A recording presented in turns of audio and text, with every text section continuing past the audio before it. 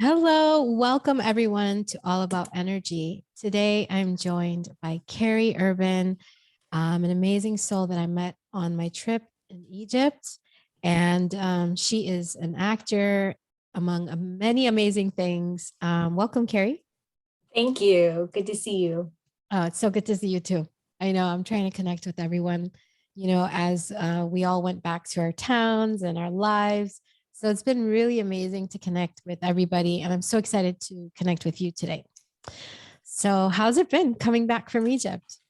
Um, Honestly, I was telling a friend of mine yesterday who was also on the trip, I said, I feel like I've been mired in inertia since I got back. I feel like my motivation to do stuff has been kind of low. Um, Not in a bad way, not in a depressed way, just in a like, who am I now and what do I want to do next with my life kind of way. Yeah. Yeah, I can completely understand that. Like, very much so, actually, because I'm feeling a bit not confused. See, these words that I'm used to, like you just said, it just doesn't, it's not like depressed. It's not, it's like this in between of like what just happened because something Mhm. shifted, Yeah. you Yeah. know? Things have moved, things feel different. The Well, the whole life that I had before, I mean, I only discovered Matthias a couple months into pandemic. Mhm. So and then everything changed. I mean, the world changed completely, and then I changed completely. I mean, we all did probably in response to the world changing. Um, but because of my journey with Matthias, especially, I feel like such a different person than I was 2 years ago. My values have and my priorities have all shifted and changed. And so this survival gig that I'm in right now, which was not really, which was never part of my identity. Um, it's not my passion. It's not where I want to stay or where I want to be, but I don't necessarily want to go back to who I was or what I was doing before either. Um, Mhm. and this task that we just all did together in Egypt, it feels like that so much was building up to that for such a long time that now that it's behind us chronologically, I'm sort of like, okay, what now? What do I care about now? How can I serve in the world in a way that's meaningful to me, that I'm also well suited for? Just all these sort of big, vague questions at the moment. I mean, maybe they're not vague, but I don't have any clear, immediate answers for them at the moment. Right. It's, yeah, it's a big open space because what I felt like Egypt did for me was brought to light some major things that I was walking around with deep within, brought them to light, and it was like, okay, sister, you need to work on this. And so when I looked at it, I was like, are you kidding me? Like, where did you come from? And so as I'm processing that and moving that out of the way, now I've got this space because certain issues that I needed to work on are on the way out. I'm working on them, I'm processing. And so now I'm looking at it going, well, you just took a lot of space up in my life. Mm, mm. And so now what do I do? um and I think it's important for us to keep connected as a group because we all experienced it so differently but so like as well when we were there, so that we can all feel that, hey, you're not alone, and Yes, agreed. Yeah. you're definitely not alone, and connecting with all the different people that we experienced, the beautiful loving energies of Egypt. Yeah. Yeah, it's true. It's really important to stay connected. Yeah, Helping me but a lot. yeah, and for you right now, does it feel like a cocoon maybe? You know what I've noticed and what was occurring to me just now when you were speaking is that so this last trip to Egypt for me was my fourth trip Mhm. uh, in Egypt with Matthias since October 2020. Okay. That's a lot. You know, and I remember, and there are quite a few of us who kept going, kept going, kept going. A lot of my friends from the first and second trips went back all the successive ones until this past one in February. And a lot of us were saying to each other that this last one felt like this kind of a graduation, a culmination, a completion. And in some ways, we felt emotionally not detached or dissociated, but the emotions felt less intense and less urgent than they did in the earlier trips. I remember my first trip to Egypt when I came home. The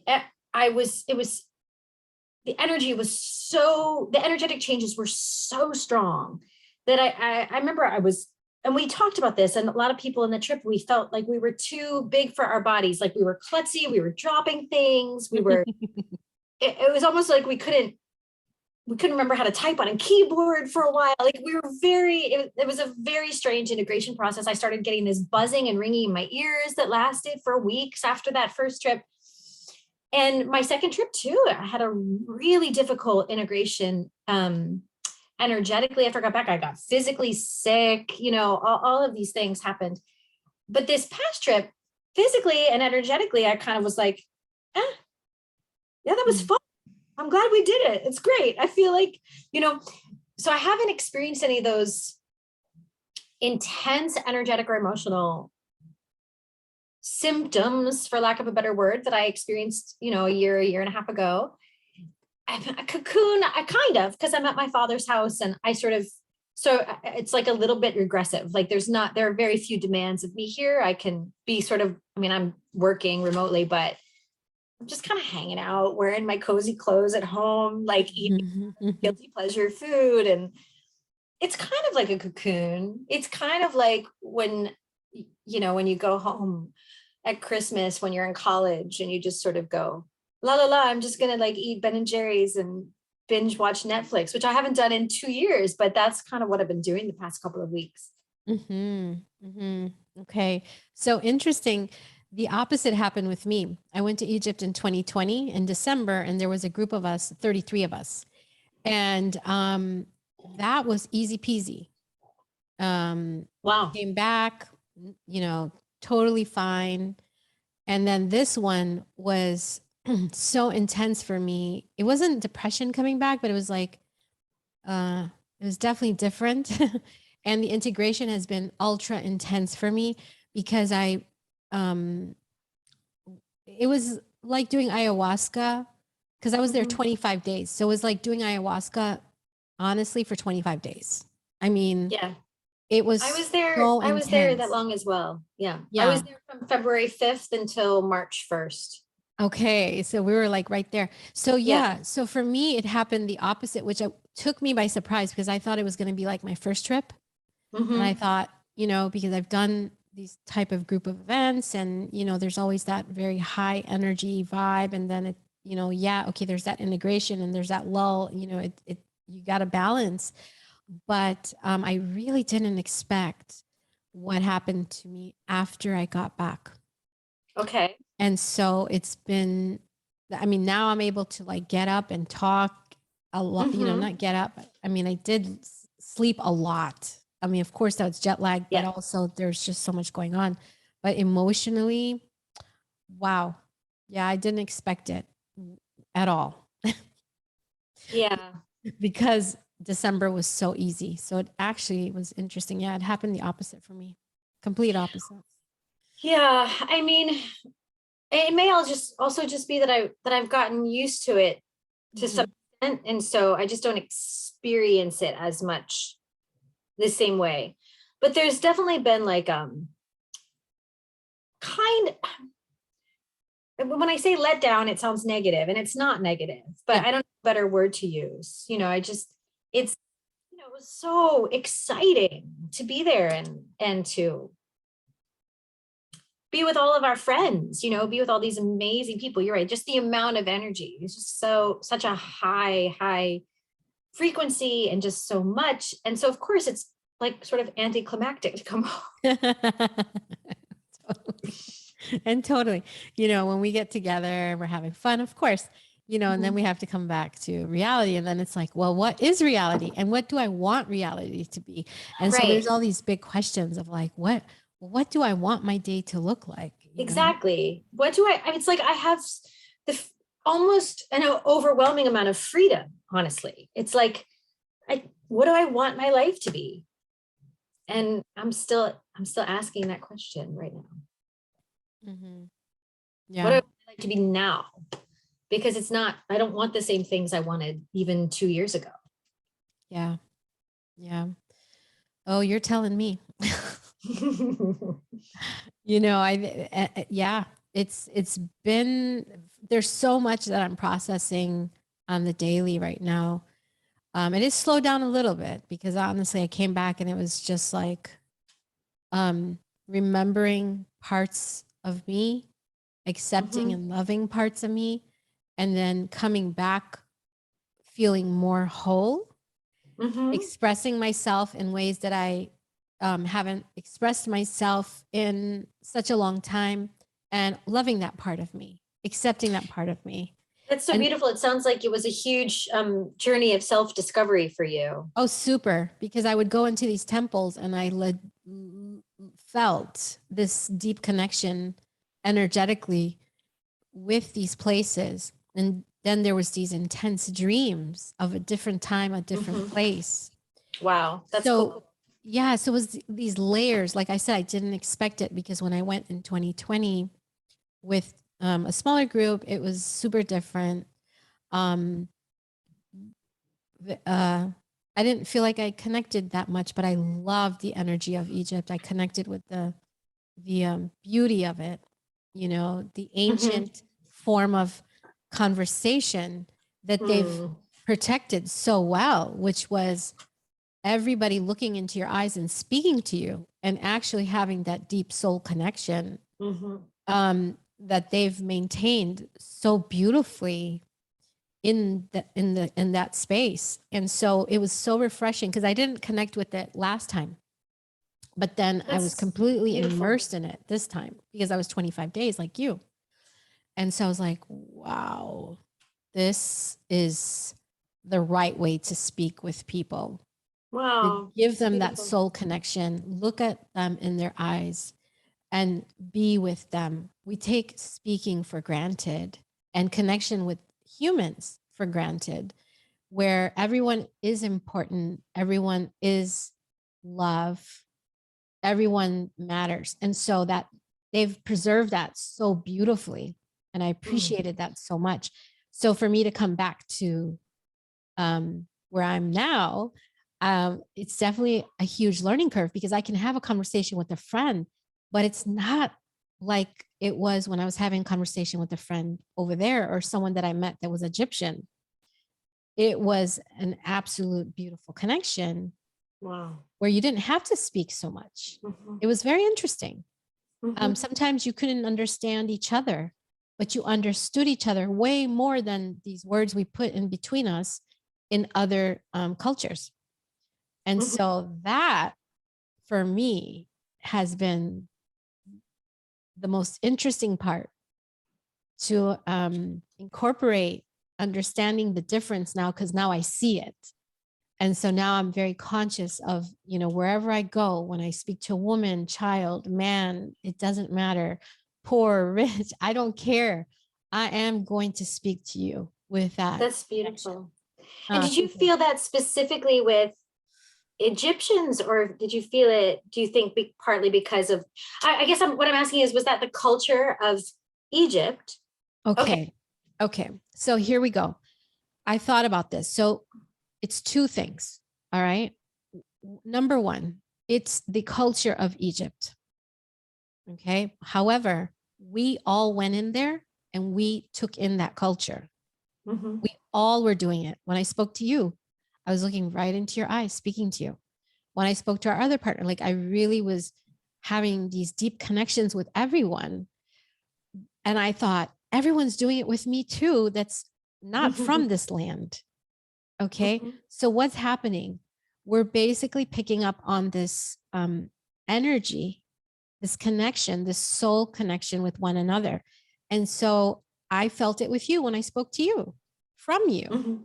I felt it with all my friends there and people that I didn't even say one word to. but walked past and just had that connection. Mm. So part of me was like, wait a minute, is this my group here? No, it wasn't, because I was walking the streets of Egypt, going into local areas and local places, and they all, when they spoke with you or when they were communicating with you, it was a very beautiful connection. Okay, granted, not all of them, right? But majority of them understood this beautiful cultural connection and this communication that we all as humans have done a long time ago. Mhm, And there's some mhm, places on the earth where we've lost it. Some people mhm, now in my life, in Florida, one or two maybe, I notice that they are doing it, but it's that conscious connection of like, mhm, I'm going to connect with you, and nothing mhm, like energetically intrusive, but just mhm, a connection of like, I see you, I hear mhm. you, and I'm here with you. And And I honor your presence. Just because you- exactly, exactly. I honor your presence. And I think if we operate in this language, there's a lot to be learned about ourselves and about others too, because now you're being with them. And so, Yeah, you're giving them an opportunity to really embody mhm, fully in the moment, not just toss it off as a meaningless interaction. Every interaction has meaning and can have meaning if we are conscious of it. correct, correct. And so, coming back home, I've just been trying to connect with that and bring that back home.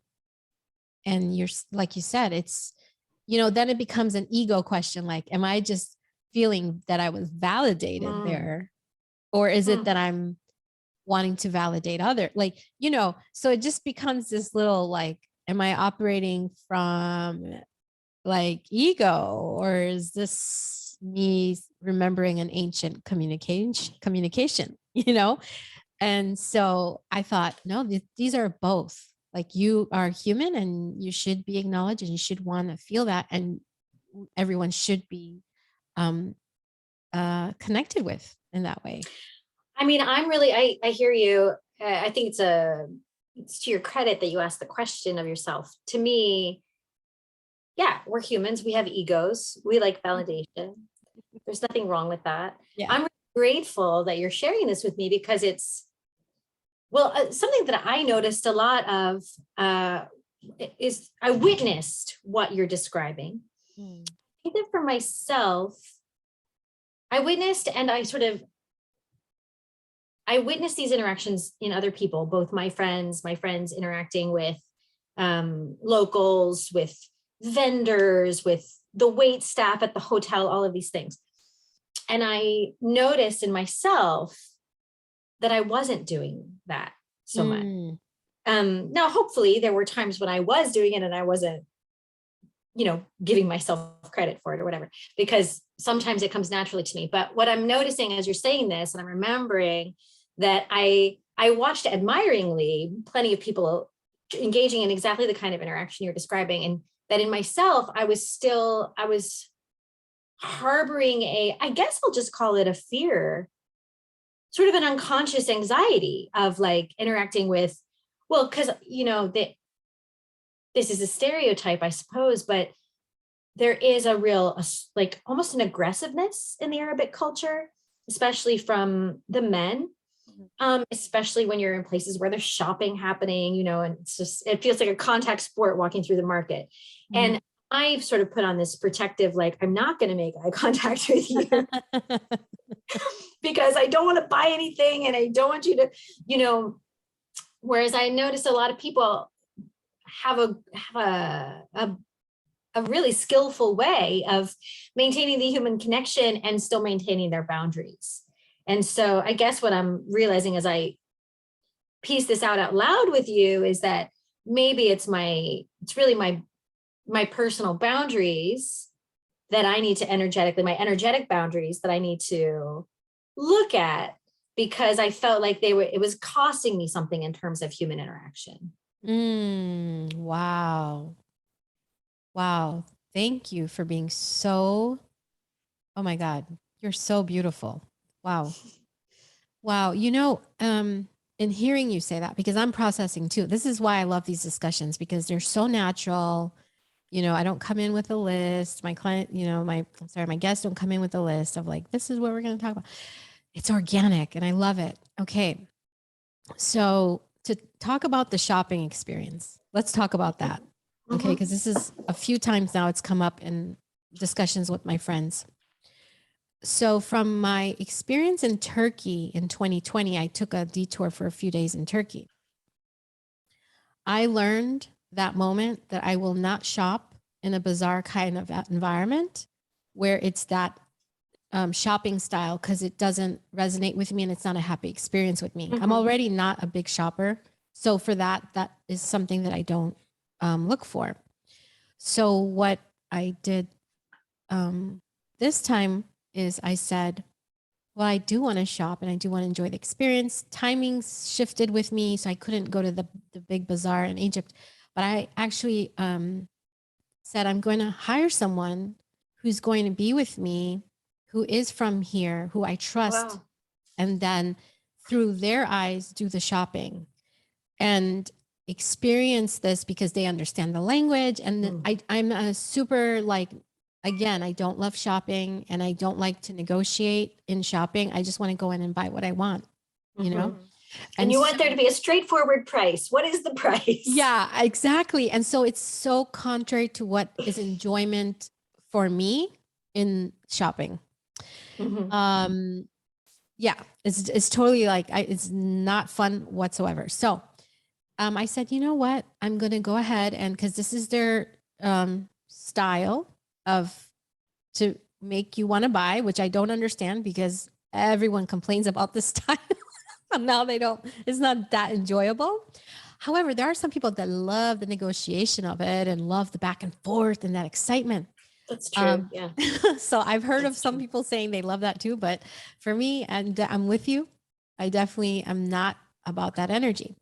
Now, so I don't know where I was going with this, but I guess what I was saying was like I share your experience on that And 100%. it sounds like you gave yourself like the resources you needed to experience it more positively, to experience yourself in, more supportive conditions, frankly, for yourself by hiring a local. Hmm.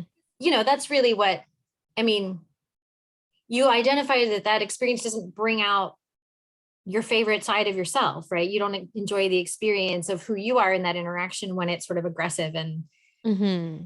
you know, Hmm.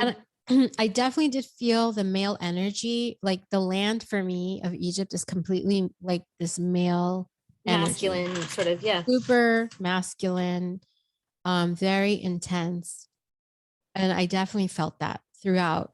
Um, Super divine though. Like, Oh, absolutely.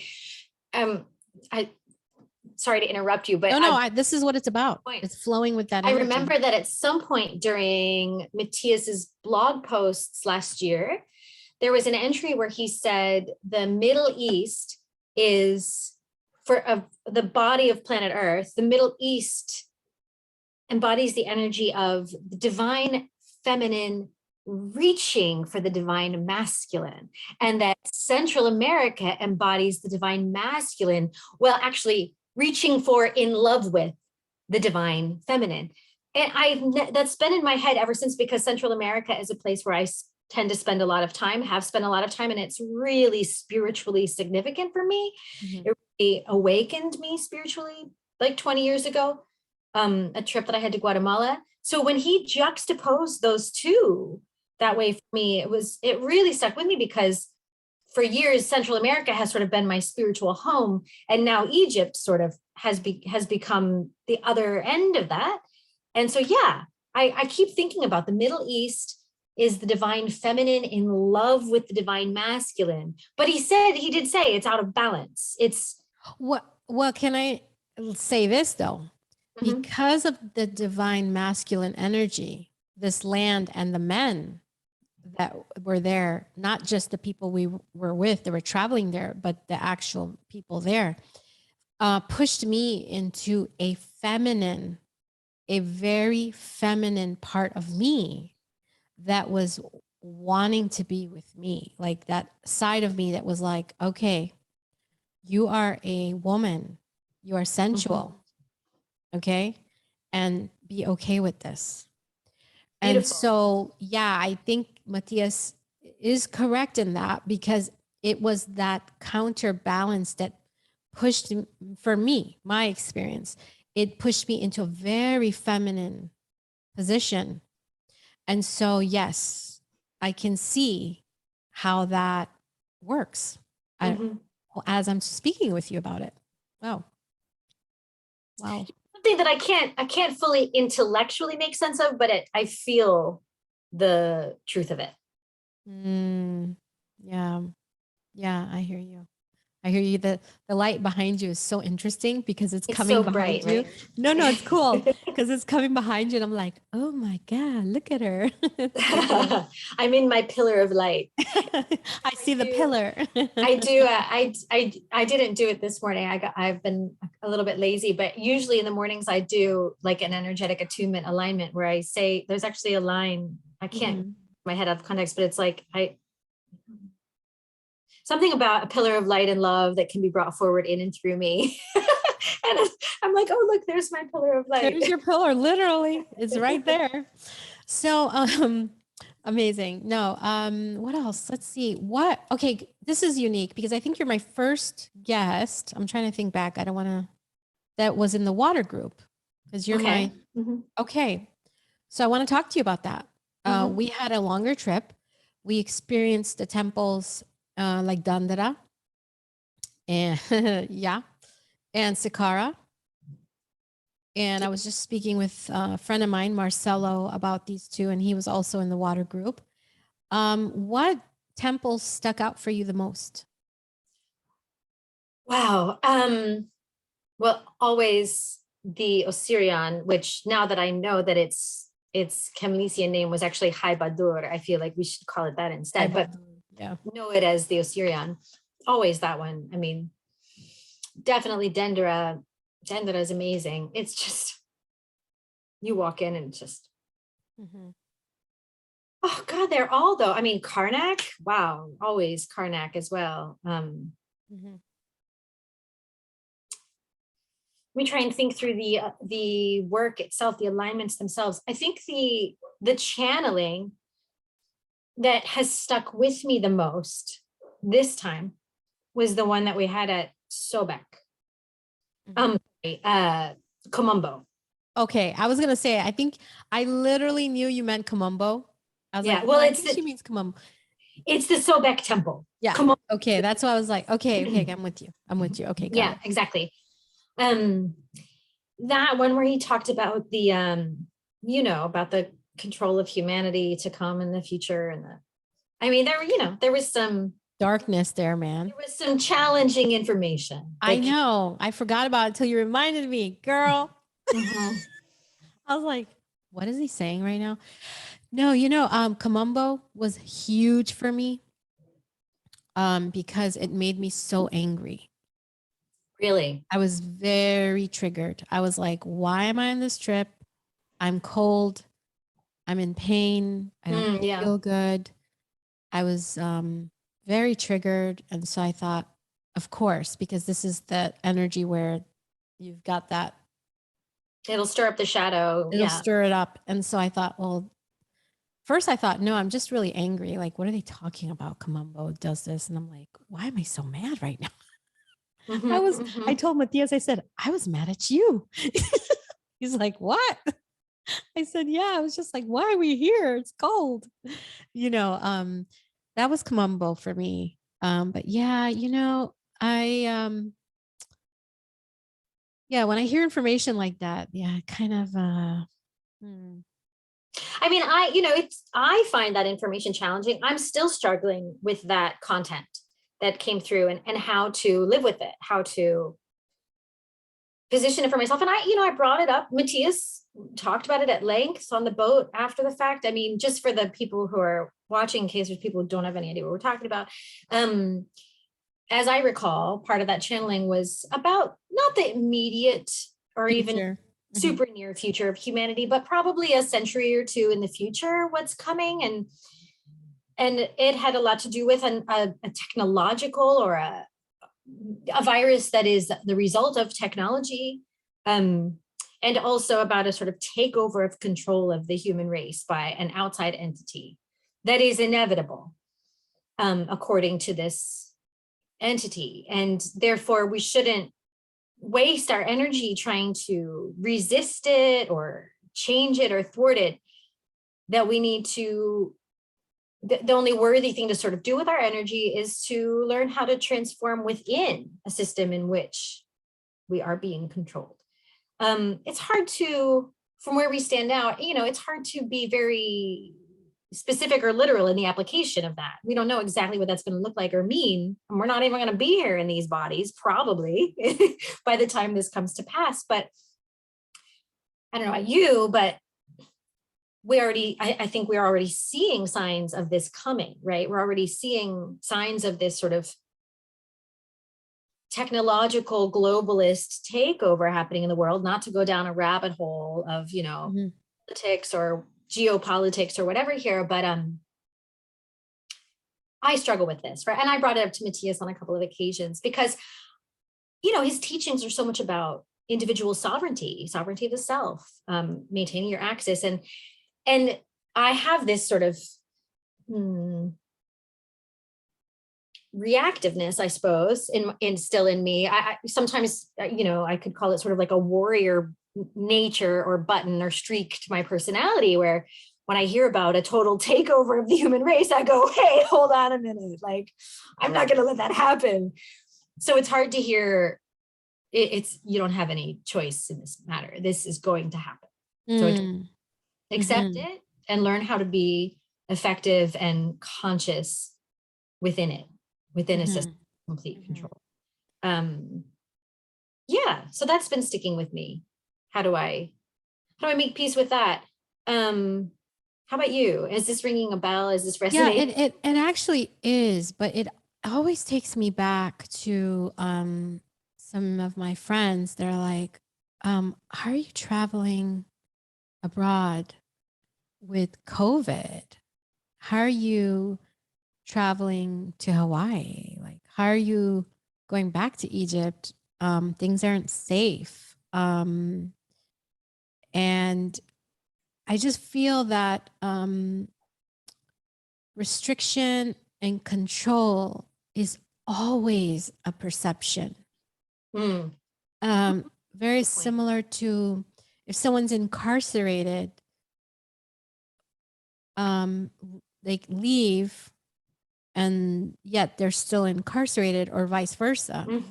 And so I feel that this story, if you will, this experience has been something that's always been the duality of humanity when it comes to horrible things like war or a government that are, we're so fortunate that we live in America, in such a beautiful country where we have so many rights, but then you step into other countries where it's absolutely the opposite. And so one could say that maybe they are experiencing this and this is the reality, but then you can step into a household and find complete freedom. And step into a household and maybe find complete control, but then step into a mind and find complete freedom. And so it's almost perception. And so when I struggled with it, because I resisted, when he said that, I was like, oh, here we go again, and I thought, and I was so physically busy with like stomach pain and I was not well. I don't know if you remember that, but I was not well physically. I didn't realize. So, yeah, I wasn't well. So I kind of put all my energy there and I just disconnected. And so I literally put it down, didn't want to think about it. And so now I'm thinking about it with you. And I couldn't quite understand what it was that when I heard this information, why wasn't it resonating with me? Why isn't it making sense to me? And so it didn't make sense to me, not because I question anyone's opinion or perception or what they have to say. Never do I ever, because your reality is always going to be your reality. It's always going to be your perception. And I love the information So I always take everyone's perception, their information, their channel, and then I need to either put it down, get back to it when I'm ready, which apparently is now, and then figure out where I'm at with it. And so that's what has been my case on everything, because we as humanity have had a very intense 3 years, 2 to 3 years.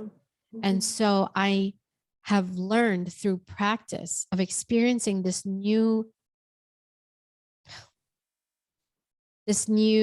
I can't even think of the word, this new experience that we all are in right now, post COVID. You know, I lost my dad last year to COVID, like so many different things in the last few years. Things. Yeah, it's just been really intense. And so the question I ask myself is like, I had so many opportunities to step in the position of like anti this or pro this or anti, or and victimhood. Exactly. Or not being in control and stepping into fear. And so what I've had the fortunate experience of is life has taken me through many practice sessions of harsh reality in my life. Okay. Which I will take you down the road so you can see what I mean. In 2003, stage 3 breast cancer, I was told I'd have 5 years to live. I had a 3-year-old. And then my sister, the most innocent, amazing soul, beautiful inside and out. You will never understand. Like it's just so beautiful. And she died all of a sudden at the age of 32. And then so many other catalytic moments where it was just pushing me through this deep darkness. I mean deep darkness of like my entire world was just dark, and finding my way through the darkness of that for me was like, okay, now I'm hearing this information and I've gone through this. For me, I'm like, okay, it's perception. It's perception. Absolutely. It's horrible. Like if anybody controls anyone or humanity or etc., it's absolutely not, it's contrary to what us as humans look for, right? But where it resonates with me is that I know it's always perception, because I still lost my sister. Today I'm 6 years out. I lost my dad a year ago. My brother-in-law, I lost him at the age of 26. My sister became a widow with 3 little ones. And so I look at all this and I'm like, okay, we had an opportunity to step into as a family unit, a major anger when my brother was shot and killed for being a police officer for no reason, just because someone didn't like him. And so we had an opportunity that as a family to step into a very negative space of like pro or anti, whatever we want to say. Okay. But we stepped into a place of love for one another and love for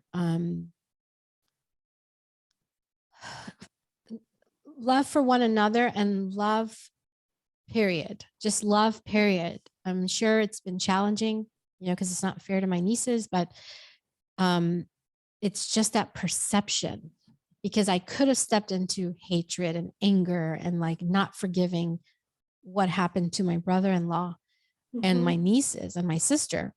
But we stepped into that, and that reality, a whole nother paradigm, a whole another experience with life. And so I feel that we will always have that. You're bringing to mind and what, first of all, thank you for sharing all of that with me. Yeah, no, thank you for listening. Thank you. An absolutely epic train of events. I mean, yeah, for anyone to have in their life. One of the things that it's bringing to mind is what I considered to be an overarching theme of the channelings that came through while we were in Egypt, which was that humanity is still over identified with the survival of our human bodies, that we still make the mistake as a race of believing we are the body. Mhm. Being on a visceral level, we are the body, and that we really, part of what all of this is doing for us evolutionarily, COVID, war, every kind of crisis, is to help us evolve into a consciousness where we transcend over identification with the physical body. Mhm. Mhm. That our physical incarnations are a phase. They're not the end all be all. So much easier said than done. But your life story is really making me remember that and look at that again. You know, you lost your sister, your brother, your father as they lived here in this incarnation in those bodies. And there's no substitute for that. There's no taking away the human physical grief of that. Mhm. But the truth is, you never lose anyone. Right. Right. Oh yeah. Absolutely. I agree. I agree 1,000,000%. It's just getting used to the new experience, you know. Um, and sure, it's been such a roller coaster of understanding what it means to mourn or to process or to grieve. But I feel like as humanity gets together, we're kind of all doing it together right now. Mhm. When we see what's going on in the world, and collectively, we kind of all got on the same page the last couple of years. In many And ways, yeah, I think so. super in many ways, I feel, with experiencing one extreme to the other of Mhm. fear or not being in fear, but then stepping into anger of like, why are you in fear? Or, you know, vice versa. Mm, And so I think it's been a beautiful experience. For me, I've, yeah. I I could go on and on, right? We all have our stories. We all have our stories in sure, life, right? But sure. I just feel that it's for me where I've stepped out of that really deep darkness is somewhere I was so lucky to have. Again, my sister was my biggest teacher, Wow. super biggest teacher, because it took me to the ground. Like if you say someone knocked you to the ground, like forget the ground. Like it was, I don't know where I was. Um, I don't even remember. I don't remember conversations. Like it was such a blur, but I was a full functioning blur. Like Mhm. you can say like, oh yeah, we spoke, we had lunch. No. It was the most dysfunctional, functional person ever. And so that made it difficult because nobody caught it. Yeah. Wow, because you And so, maintained this oh, image presentation of someone absolutely. And going through all the normal motions.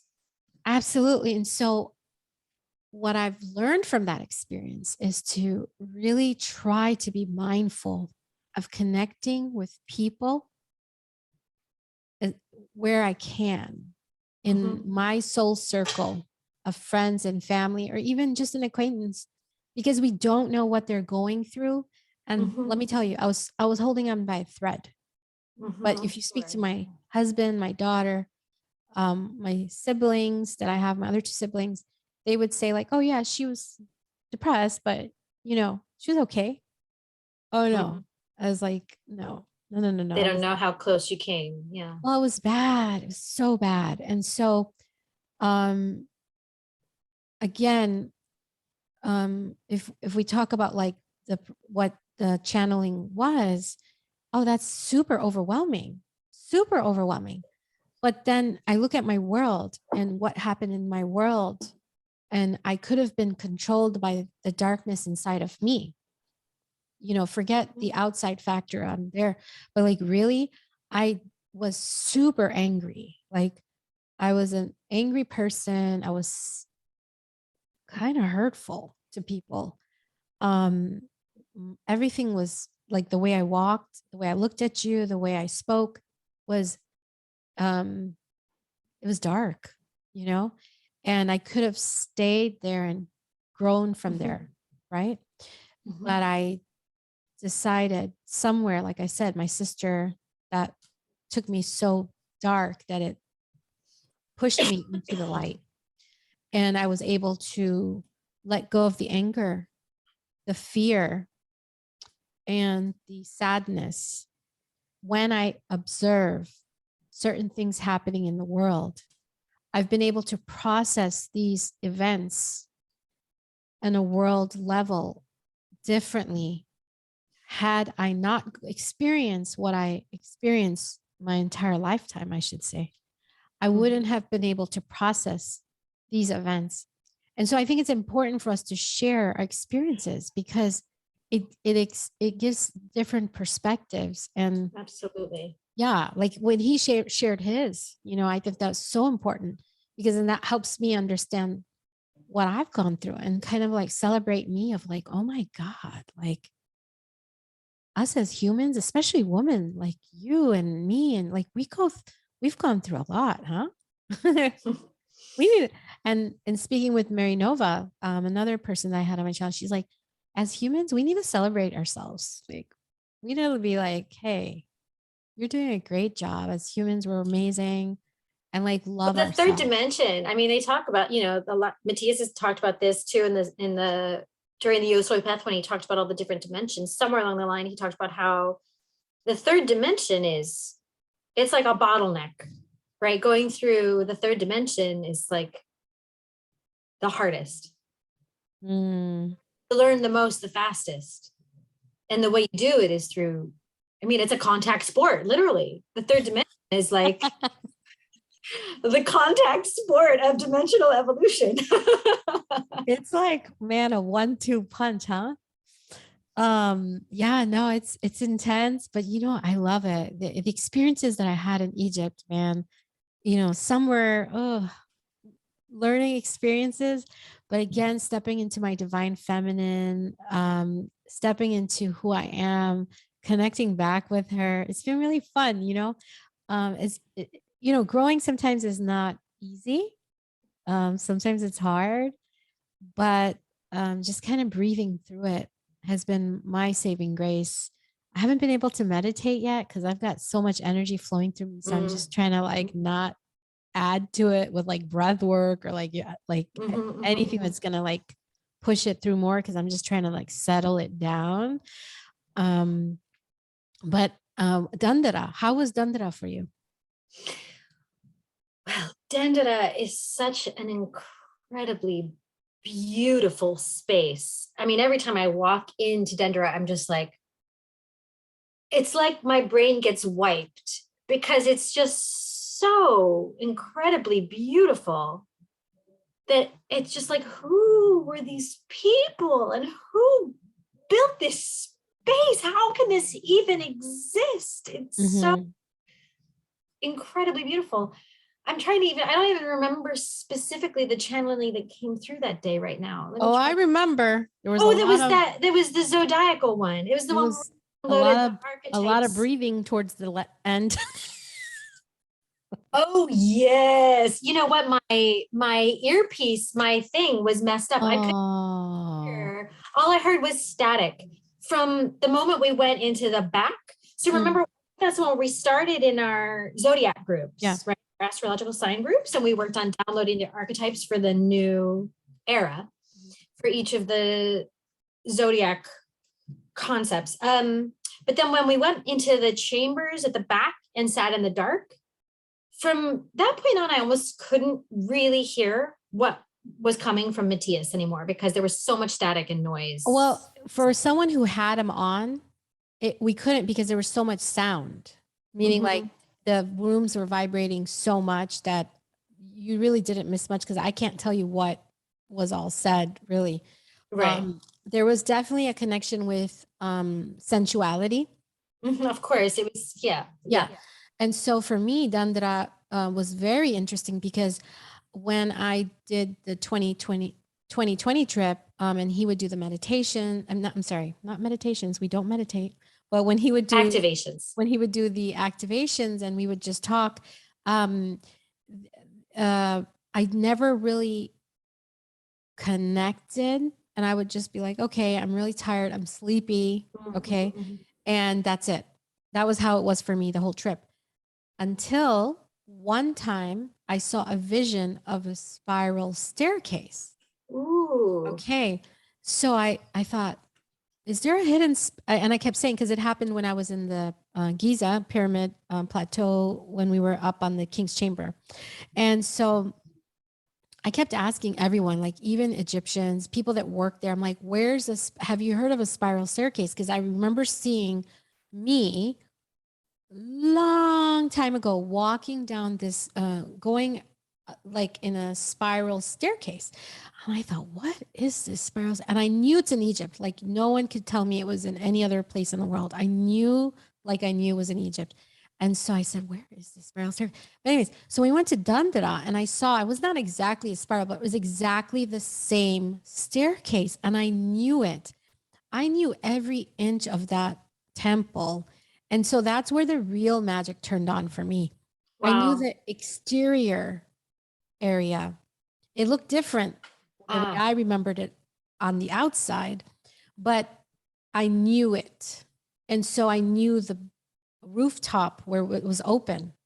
Uh-huh. I knew all the rooms. I Uh-huh. knew the bottom floor. And I just loved that place to the point where I'm like, whenever I make it back to Egypt, I'm going to like book a place to stay Yeah. near there because I felt that town, that city, Yeah. um, felt so beautiful to me.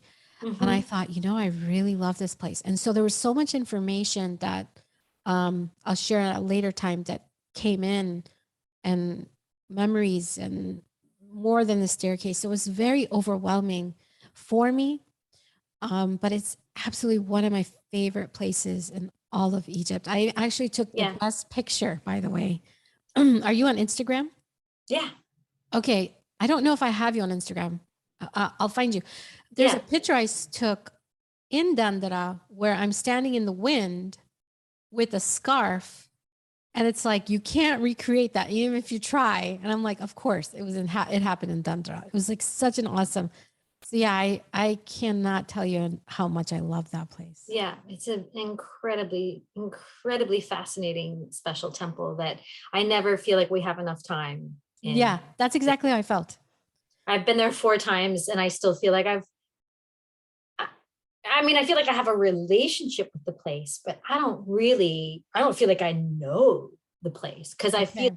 sort of a bottomless mystery in many ways, you know. Mhm. I mean, I love it. I have a familiarity with it now, but I just feel like it's so interdimensionally mysterious and beautiful. I feel like you could spend your whole life studying that place. And but I'm a brainy, you know, I like to understand things on an intellectual level, which probably that's one of my Achilles heels or something, you know, like it would behoove me to worry less about like knowing all the facts and understanding all the symbolic Mm. and just energetically feel it and try to tune in more that way. Oh, I could go on and on about that whole thing forever.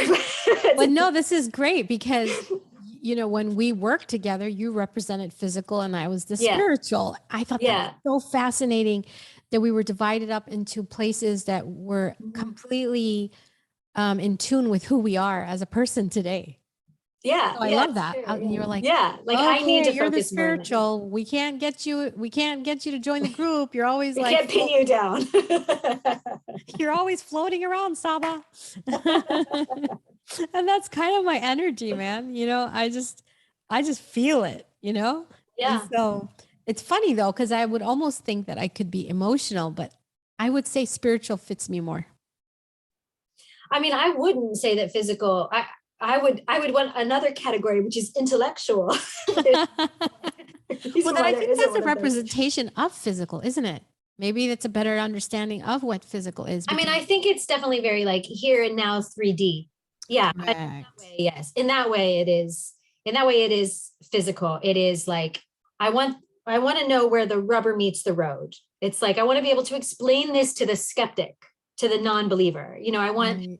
the science behind the spirituality so that I have an airtight case. Yeah, no, I'm with you. I'm with you. What else? How was Sakara for you? Wow, it's beautiful. Because I've been to so many of these places multiple times, Mm, visits start to sort of blur together in my memory to some sure. extent. Right now I'm trying to sort of separate the most recent Sakara experience from the So previous one. I can kind of outline what he said, and that might help you. Please do, yeah, it Okay. would be. So that one there was where he was saying um statements. I don't remember who it was that it was, but he was saying statements like you are Oh yes, I remember. He was saying all that negative stuff to us, like correct. And you're so alone, you're yeah, and I was like, "Oh my gosh." Well, it was interesting because um I was one of those people that had a major release. oh good. Major. Major, and I had oh, I can't remember who the second person was. I had I forgot her name. She lives in Hawaii.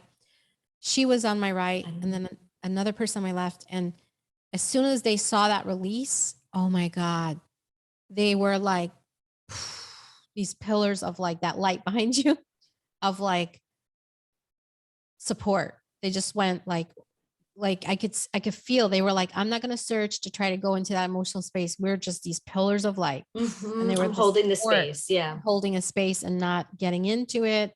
They stayed right there. And I so appreciated that, because like I said, I had a major emotional release there. And so that's when I really understood because wasn't that our last? No, that was our second to last, right? Because then from there we went to, The pyramid. We started the pyramid work the day after that. okay. So just to share this with you, all the way through our Nile cruise, every temple, and then my last trip, everything that I ever did, I never felt the um, energy shift when the words were spoken like I did in Saqqara. In When that Saqqara, yeah. happened, it was wow. I was like, okay, because everyone would be like, oh my God, I totally felt that. And oh, that experience was so amazing. And then I would kind of be like, what is everyone talking about? Like Yeah. I really want to feel what they're saying. And when I went there, it was like everything got put together. And then I finally was like, oh, I get it. Mm-hmm. So that's beautiful. I thank you for reminding me. I do remember it very clearly now. The only release, real emotional release I ever experienced the entire time in Egypt this time was the last time I visited the King's Chamber on my own after the whole event was over. Mm-hmm. I mean that in a like tears shed kind of way. I mean, there was definitely energetic release that occurred, well, at the concert for sure, but in a sort of like almost euphoric, ecstatic way. Not That in was a wild. That was like techno music. We were in a nightclub, okay?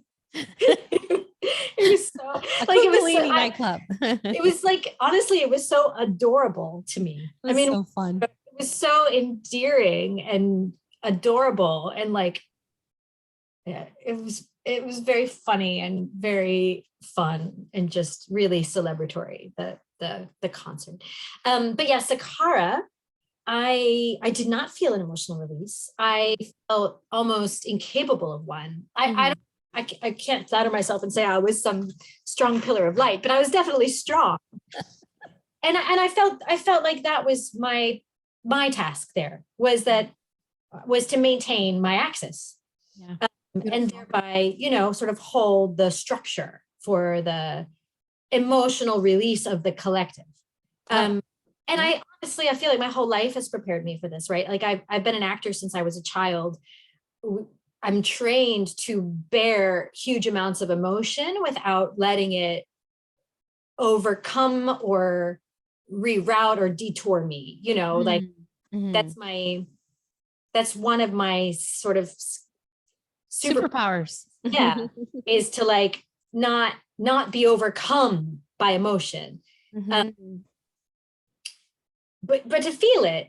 And I think also, I have a little bit of a spidey sense about, I think we all do, about like, well, what is needed here? What is the energetic, where is the imbalance that I can sort of, as my piece of the mobile, I can either shift or whatever. And so I felt going into that, like, okay. And, he was saying things, and like, some of you might be very difficult to crack. And I thought, well, that's going to be me, because I'm a freaking New Yorker, and I'm an actor. So, and, just to address this, because people probably are thinking, but if you're an actor, you should be able to cry really easily.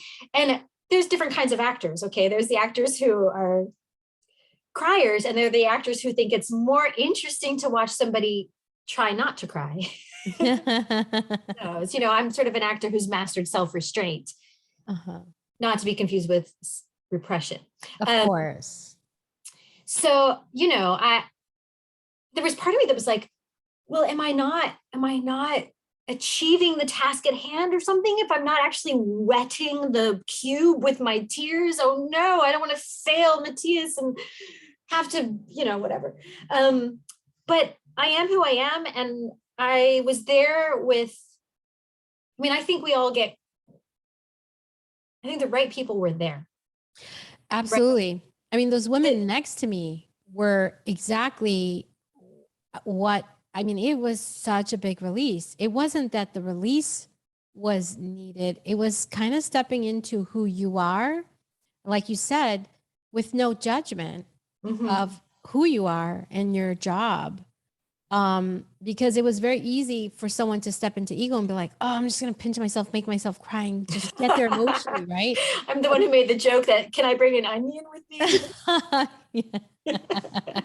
And yet, yeah, they, like they just kind of went into like just being and being fully, I could feel it. They were like, I am, and and I actually needed that. So thank you for you doing your job too, because really, for the ones that lost it, that had an emotional release, because I released a lot of things from my childhood. For me, it was all about that. I think the other thing is all of those triggers that he was saying. I don't remember specifically, but I remember you are alone. I remember you are no good or something. Yeah. Maybe it's like, things like that. All those. I thought, in many ways, I've practiced those ideas for myself for so many years. Since I was a kid, I think I've had the self-taught practice of going, what is my greatest fear right now? Try it on as true. Like, if I'm most afraid of losing my parents, okay, step into that reality. Like, how does that feel? If I am most afraid of being alone forever, if I am most afraid of, like, face it now. So I think I've been so interesting. Carey, I have to interrupt. Oh my gosh. Yeah, you just took me down memory lane. That's exactly how I processed stuff as a child. Why do we do that? We're building our arsenal of defense mechanisms. I think life really does throw us those devastating curveballs. It's like, how do I prepare for the worst? And, somebody could say, oh, well, then you're manifesting the worst, but none of those things have actually happened to me yet. So as a matter of fact, sidebar, I'll try to make this quick, but I remember, I'm an actor, and for so many years of my life, my goal of existence was that I wanted to play the role of Juliet. It was like the only thing I wanted out of life was to get to play Juliet. And I also had, the character is actually 13 years old in the story as written. Okay. And I had it in my head, maybe because of Hollywood or something, that, it really should be played by somebody who's age appropriate. So, I was like trying to get this part from the time I was like 12 years old. And it didn't happen. I had all these auditions, years went by, decades went by. I didn't get cast in the part. I would get so close and then I wouldn't get it. And it was always devastating. And then I was up for it when I was in like 30 or something. And I thought, well, I'm so way too old for it now, but I got really close to it again and didn't get it. devastating. And I thought, well, that was it. That was my last shot. I mean, I'm 30 years old now. I'm way too long in the tooth. I'll never get to play Juliet. I have to face the rest of my life knowing that I will never have had the opportunity to play the role of Juliet, and I have to accept it. And I mean, I cried for hours because it was literally like, I might as well die. If I ever get to play Juliet, I might as well die now because there's no point. And I mean, I went through this grieving process about it and truly surrendered to that reality, gave up on that dream completely. 3 years later, I got asked to read for the part, and I was like, "You're crazy, I'm too old." And they were like, "No, you're not." And I was like, "Okay." And went in with this attitude of like, these people are fucking nuts. Like, sorry for my language. Like, what are they thinking? I went on to play that part professionally 3 more times in the next 2 years. Oh my God. That is so beautiful, Carey. What? I know. So now what is this? How has this helped you understanding this beautiful lesson you just shared throughout your life? I mean, I'm trying to, here's the thing though, you can't fake it. You can't fake that moment where you truly surrender. I've tried to reapply it strategically to other parts of my life that but I think I think I haven't reached the same, like, come to Jesus kind of about it, like I haven't. It's a little bit counterintuitive, right, though, because that's not what they teach you about manifestation. Manifestation is you're supposed to keep believing you are the thing, whereas I gave up believing I could have the thing, and then it came. So I'm still trying to piece it out, frankly, and it's been many Oh, that's years. amazing. I love that story. Oh, I love it. I love it. And look at that. You became Juliet 3 times. Yeah. And she taught me so much. Yeah. Wow. Wow. What a beautiful story. Wow, Carey. I've absolutely enjoyed our conversation today. Me too. So much. And yeah, most definitely. We should reach out and connect again in the future on the channel. I would love it. I would love it. Thank you so much for reaching out. It's really helped me integrate a lot more of what my experiences were during my time there to have this conversation with you about it. And it's energizing. Thank you. Thank you. That, I mean, if I can just have one person who listens and if it's you and you're like, you know what, thank you. I needed to hear that. That's what it's all about. It's about just spreading the love. And that's my goal. Because I need to also, there's a lot of healing for me in these discussions. And so I'm so thankful to you and so honored that you came on the channel to share your beautiful wisdom and what you've learned. So thank you for that. I'm so grateful. Yes, my pleasure. My honor, really.